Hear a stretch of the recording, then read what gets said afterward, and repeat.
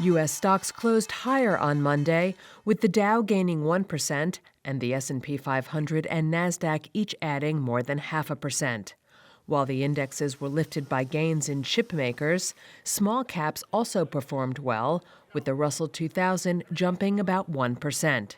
The small cap index has significantly outperformed the S&P 500 and Nasdaq so far in 2026.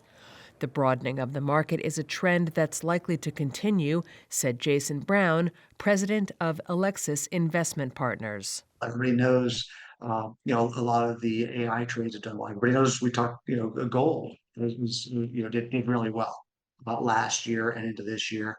And so just the natural thing that happens when people decide they want to broaden out and try other things, sometimes those become sources of liquidity, things that people sell, most especially when you have the down days like Friday, but also sometimes even into the follow through up day, simply because everybody owns those. And so they start trying to buy other things instead. And I think we're seeing a healthy amount of that taking place in the spirit of a pretty resilient economy and the spirit of a pretty resilient market overall. Among those big tech gainers, Palantir Technologies jumped more than 7% in extended trading after the data analytics company said it anticipates a big jump in sales this year, in part due to government contracts.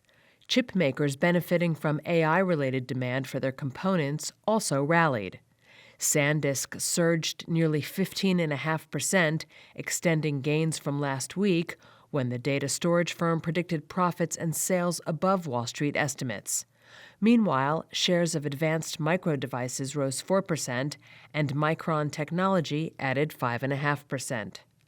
And shares of Walt Disney tumbled almost 7.5%, despite posting quarterly earnings above Wall Street expectations, as it warned of a decline in international visitors to its U.S. theme parks and a slump in earnings at its TV and film division.